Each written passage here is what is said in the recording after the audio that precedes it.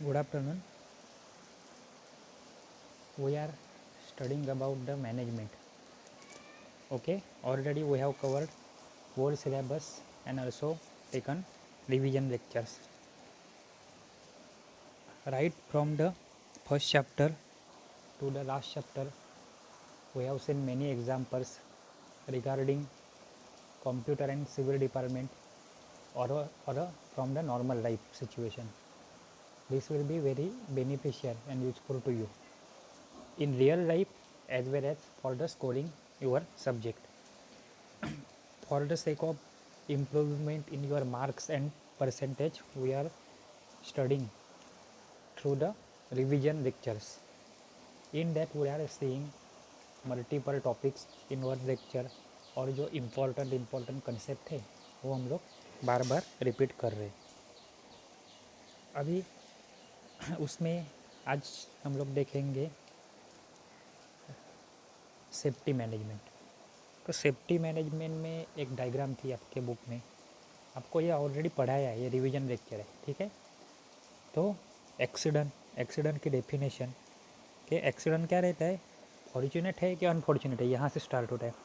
तो unfortunate and sudden miss happening.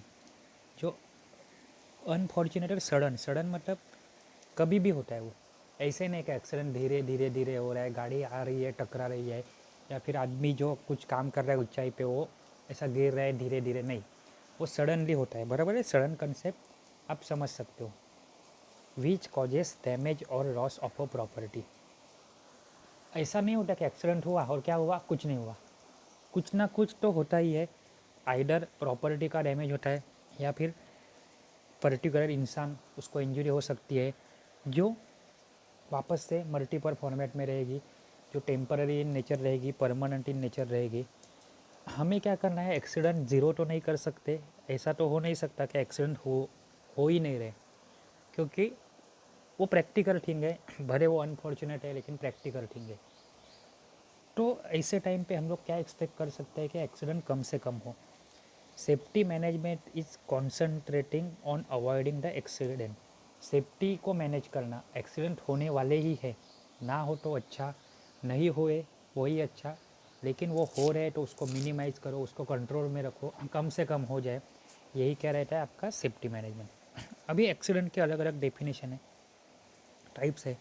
Internal and external accident, minor और major, fatal disability, temporary में temporary partial और total, permanent में भी टोटल और पार्शियल. बराबर है. अभी इसके हिसाब से सारी आपकी डेफिनेशन आपको याद रखनी पड़ेगी. बराबर है. अभी बेस्ड ऑन एक्सीडेंट कहाँ कहाँ पे हो सकते हैं, तो इसके अलग अलग प्लेसेस हो सकते हैं. जैसे कंस्ट्रक्शन एक्सीडेंट, कंस्ट्रक्शन साइट पे, केमिकल प्लांट, जो केमिकल प्लांट रहते हैं वहाँ पे, इंडस्ट्रियल प्लांट एक्सीडेंट और माइनिंग एक्सीडेंट. भी रीज़न भी है, एक्सीडेंट ऐसे ही नहीं होते, हर एक चीज़ के पीछे दुनिया में कोई ना कोई रीज़न रहता है. Every and every, not only accident. आपको मैं पढ़ा रहा हूँ, इसके पीछे रीज़न है, आपको ये सब्जेक्ट पढ़ने का है, सब्जेक्ट है, उन्होंने सब्जेक्ट असाइन किया है क्योंकि कुछ तो स्टडी की है, ये रिक्वायर्ड सब्जेक्ट है फॉर बोथ ऑफ यू. यही सब्जेक्ट मैकेनिकल और इलेक्ट्रिकल को ऑलरेडी फिफ्थ सेम में कवर हो जाता है, फिफ्थ या फोर्थ सेम में साइड से. तो हर एक रीज़न चीज़ का रीज़न रहता है, वैसे भी एक्सीडेंट का भी रीज़न है, कॉजेस. वो क्या हो सकते हैं, तो due to worker, due to management. Worker मतलब काम करने वाले, मैनेजमेंट मतलब काम करवाने वाले. आपको तो मालूम है अभी मैनेजमेंट क्या होती है. Due to unsafe working condition, दोनों सही है, काम वर्कर भी काम अच्छे से कर रहा है, मैनेजमेंट भी अच्छे है, बट जहाँ पे वो काम कर रहे हैं वो प्लेस कैसे अनसेफ है. और ये छोड़ के भी क्या हो सकता है, सब कुछ सही है लेकिन अभी जैसे बारिश गिर रही है, बहुत सारी बारिश गिर रही है, या फिर फ्लड, अर्थक्वेक, ये सारी चीज़ें किसके अंडर आती है, तो नेचुरल कॉजेस. तो ये सारी चीज़ों की वजह से क्या हो सकता है, एक्सीडेंट हो सकते हैं. अभी उसके बारे में डिटेल आपने ऑलरेडी पढ़ा है कि पुअर नॉलेज, प्रॉपर नॉलेज होना चाहिए, प्रॉपर ट्रेन वर्कर होना चाहिए, ओवर कॉन्फिडेंस नहीं होना चाहिए, वो इग्नोर नहीं करना चाहिए, सेफ्टी मेजर क्या है, प्रिकॉशन क्या है वो. बाद में कभी कभी लैक ऑफ कॉन्फिडेंस भी बनता है एक्सीडेंट का रीज़न, अनडिसिप्लिन नेचर, बराबर है, कॉर्डर विथ कलीग्स मतलब झगड़े, से बहुत सारी चीज़ें हैं जो एक्सीडेंट का रीज़न बन सकती है, बराबर है।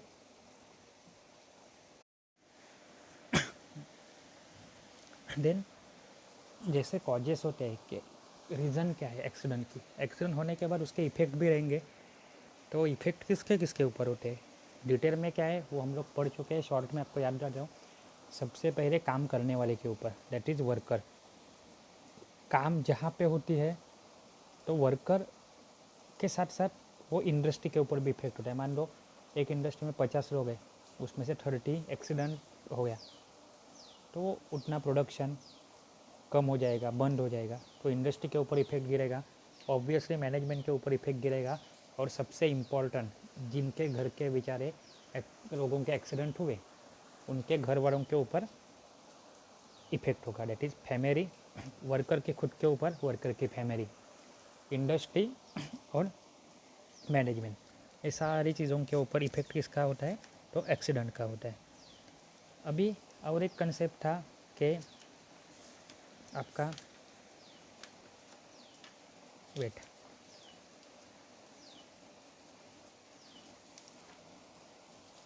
यहाँ पे अलग अलग टाइप की ड्रिल, ड्रिल क्या रहती है कि एक आप बोल सकते हो कि हमारी प्रैक्टिस कितनी है, हम लोग अप टू डेट कितने रिगार्डिंग एनीथिंग, तो फायर ड्रिल कंसेप्ट रहता है। अलग अलग हम लोग ने कंसेप्ट देखे हुए हैं, fire drill, then fire hazard. तो फायर हजार्ड मतलब एक्सीडेंट के टाइप में आती है एक फायर। तो एग्जाम्पल ऑफ फायर हजार्ड क्या क्या है कि जो ऑब्जेक्ट जनरेट कर सकते हैं हीट, वो smoking, overloading of a socket, socket में ज़्यादा ही पिन डाल दी या फिर उसके ऊपर ज़्यादा लोड आ गया, combustion material being stored on a site, ये सारी चीज़ें। अभी इसमें इम्पोर्टेंट क्या रहता है, उसका हार्मफुल नेचर जान लो, टाइप्स ऑफ फायर, हर एक फायर सिमिलर चीज़ के लगती है क्या, कभी कभी पेट्रोल से आग लगती है, रॉकेट से लगती है, कभी शॉर्ट सर्किट से लगती है, कभी नॉर्मल हीटिंग से लगती है। इलेक्ट्रिसिटी वाली आग रहेगी, उसमें पानी डाल के नहीं बुझा सकते, क्यों, वो करंट सबको लगेगा और बड़ा एक्सीडेंट हो जाएगा। वो टाइम पे कार्बन डाइऑक्साइड जैसा यूज़ करो। अपने कॉलेज में है शायद पहले के लोगों का, आपने 1.5 साल पहले या 1 साल पहले वर्कशॉप जैसा भी हुआ था लाइब्रेरी के आके, बराबर है कि वो फायर एक्सटिंग्विशर है उसको कैसे ऑपरेट करते हैं, वो कैसे काम करता है, हर एक जगह पे रहता है। ट्रेन में भी रहते हैं कि आपातकालीन खिड़की, ये सारी चीज़ें किसके अंदर आती है, सेफ्टी मैनेजमेंट के अंदर आती है।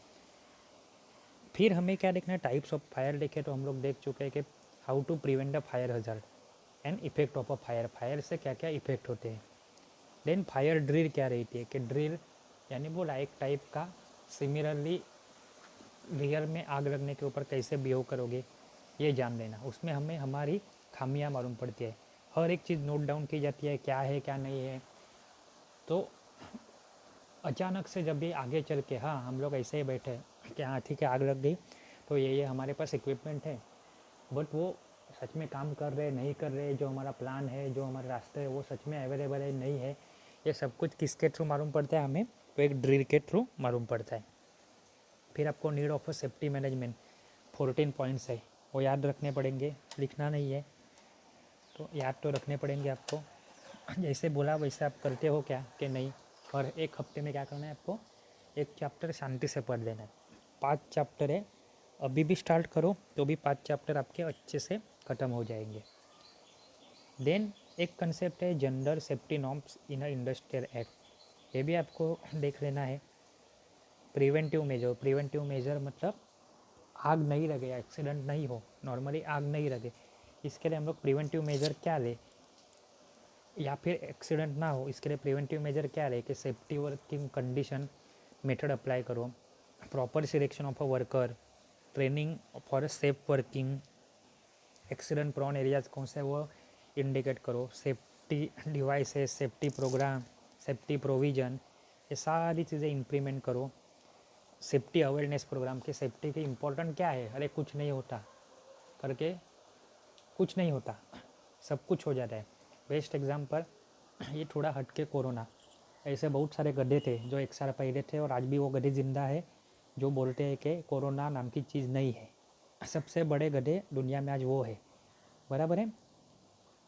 क्या होता है फिर ये ओवर कॉन्फिडेंस की वजह से कोरोना नहीं है करके इनिशियली वो स्टार्ट होता है, फिर उनको यकीन तभी होता है जब भी वो एक्सट्रीम केस तक पहुंच जाता है, जब भी ऑक्सीजन लेवल लो हो जाती है। उससे अच्छा जो क्या क्या हो सकता है, डेंजरस क्या है वो जान लो, अवेयरनेस होनी चाहिए। नहीं तो क्या है, कोई बोल देता है हाँ कोरोना नाम की कोई बीमारी नहीं है, वैक्सीन नाम की कोई चीज़ इम्पॉर्टेंट नहीं है।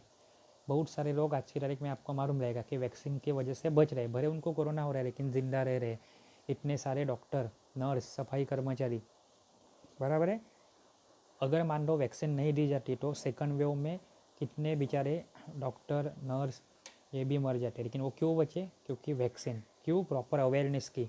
अलग अलग लेवल पे गवर्नमेंट, अभी भी आप किसी को कॉल करो तो उसमें इम्पोर्टेंट में क्या बोला जाता है, वैक्सीन भी लो।